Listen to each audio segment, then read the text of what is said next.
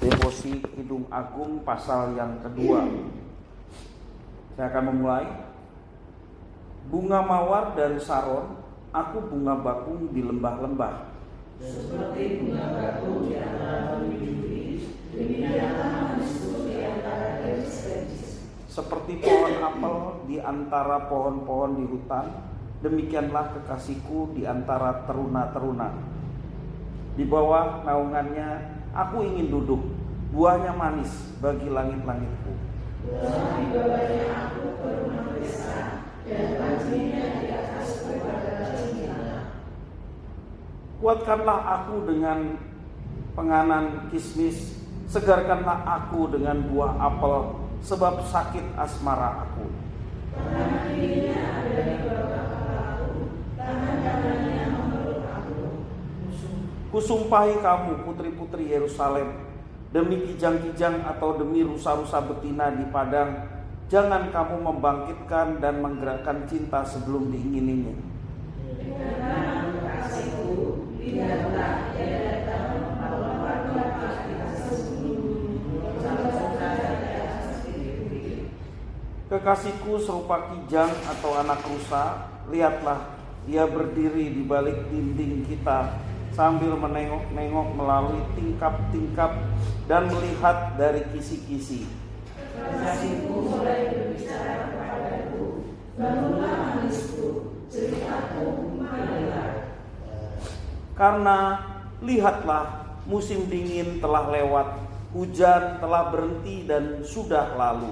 Tidak ada telah nampak bunga-bunga di padang musim memangkas, bunyi terukur terdengar di tanah liat.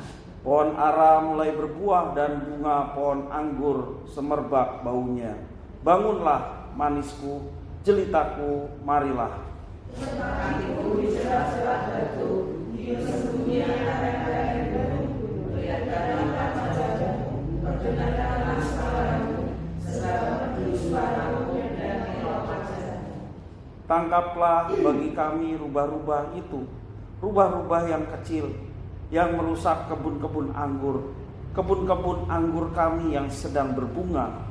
Kekasihku kepunyaanku dan aku kepunyaan dia, yang menggembalakan domba di tengah-tengah bunga bakung.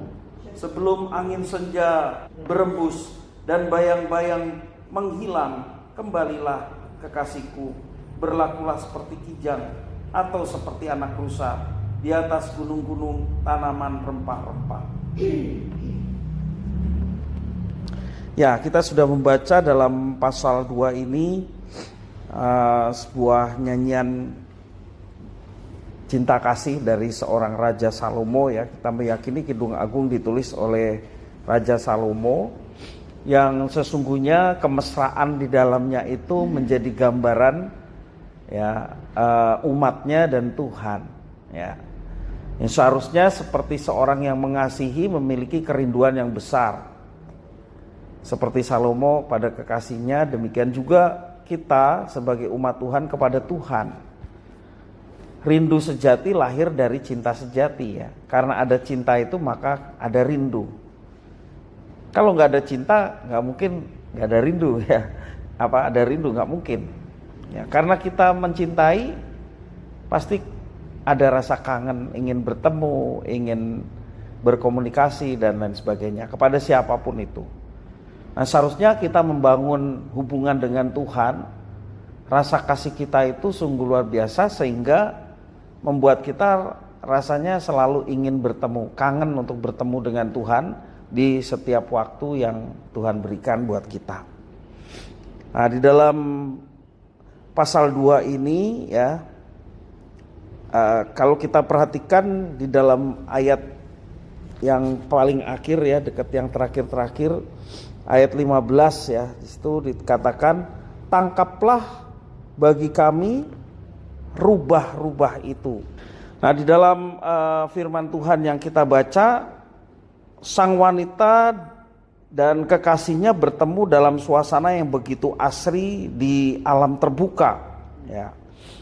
Dari saling memuji pasangan yang satu dengan yang lainnya ya, beranjak kepada saling mengajak untuk menikmati kebersamaan. Di sini terlihat inisiatif dari sang pria, ya, laki-laki yang mendatangi kekasihnya yang menanti dengan antusias, sama-sama saling mengasihi. Ajakan sang pria terasa begitu pas di alam terbuka dengan bunga-bunga dan pohon anggur serta pohon ara yang mulai berbuah, ya. Rasanya akan lengkap dan indah dengan kicauan burung yang ada di taman itu. Dan bagi sang pria, kekasihnya ialah bak merpati yang bukan hanya cantik tetapi juga merdu. Sayangnya, paduan kasih yang sedemikian harmonis dalam Kidung Agung pasal yang kedua ini diganggu oleh kehadiran apa? Ayat 15 tadi, rubah-rubah, ya. Rubah merupakan binatang yang suka merusak kebun anggur. Pada konteks Israel, rubah ini binatang yang suka merusak kebun anggur, atau rubah ini bisa juga disebut anjing hutan misalnya. Ya, tidak jelas seperti apakah gangguan yang menimpa pasangan itu tadi, ya. Mungkin rubah-rubah ini menggambarkan pria-pria lain yang mencoba menyatakan cintanya kepada sang wanita. Dan yang pasti kesetiaan sang wanita hanya pada kekasihnya terungkap lewat jawaban begitu tegas di dalam ayat yang ke-16. Apa dikatakan?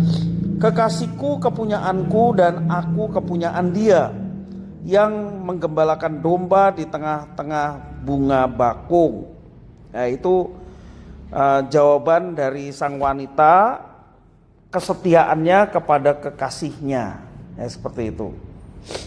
Nah, masalah yang sering terjadi pada pasangan kekasih bahkan sebelum menjadi pasangan yang diberkati Tuhan ialah adanya pilihan-pilihan alternatif yang ditawarkan dunia.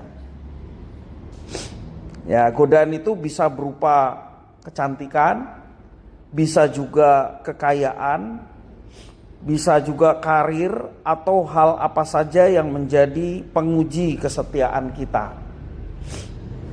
Bila kita sudah mantap dengan pilihan kita, bila kita sudah yakin pasangan yang Tuhan berikan, kita diajarkan untuk menyingkirkan rubah-rubah itu, ya.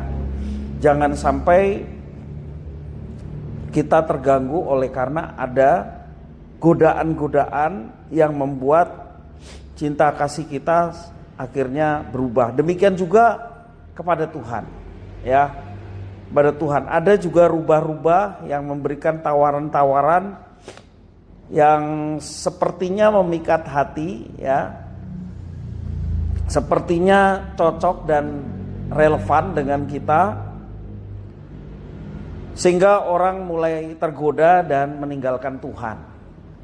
Nah, ini kita mesti hati-hati, jangan sampai rubah itu akhirnya merusak hidup kita, sehingga cinta kasih kita kepada Tuhan digoyahkan oleh karena tantangan itu. Selama kita masih ada di dunia, tentunya tantangan itu selalu ada. Ya, godaan untuk meninggalkan Yesus itu selalu ada. Karena memang tugas iblis utamanya bagi orang percaya adalah menggoda untuk tidak percaya lagi itu Tuhan. Bagi orang di dunia, tugas iblis adalah mencegah orang untuk percaya Yesus. Itu tugas utama dari iblis, ya. Jadi kalau kita saat ini sudah diteguhkan dan cinta kasih kita seperti pasangan dalam Kidung Agung pasal 2 ini tidak tergoyahkan karena kasih kita kepada orang yang kita kasihi, tentunya kita semakin kuat dan berapapun berat tantangan tidak membuat kita menjadi goyah dan berpaling pada yang lain.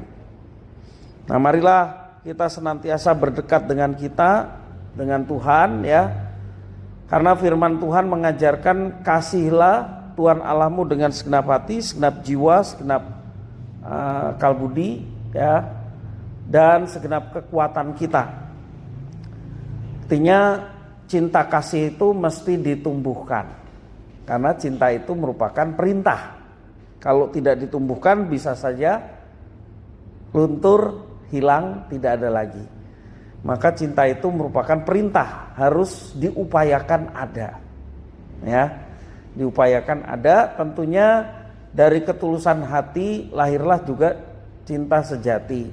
Cinta sejati melahirkan hubungan seperti yang digambarkan di dalam Kidung Agung pasal 2. Dengan Tuhan sedemikian dekatnya, maka kalau kita tidak dekat dengan Tuhan, ada kerinduan besar untuk selalu ingin dekat. Karena bersama dengan Tuhan kita mengalami kepuasan jiwa kita, ya. Dan itu terjadi hanya kalau kita berdekat dengan Dia. Amin. Mari kita berdoa. Terima kasih ya Tuhan atas firman-Mu. Biarlah Tuhan yang memampukan kami untuk dapat mengalami cinta kasih Tuhan, serta kami meresponnya dengan mencintai Tuhan dalam kehidupan kami, dan apa yang kami kerjakan sungguh menjadi kemuliaan bagi Tuhan dan mendatangkan berkat bukan saja bagi kami yang mengasihi, demikian juga bagi orang-orang yang ada di sekitar kami, sehingga mereka pun boleh turut mengalami kasih Tuhan dan juga mengasihi Tuhan. Terima kasih Bapa, demi nama Tuhan Yesus kami berdoa dan ucap syukur atas firman Tuhan. Haleluya, amin.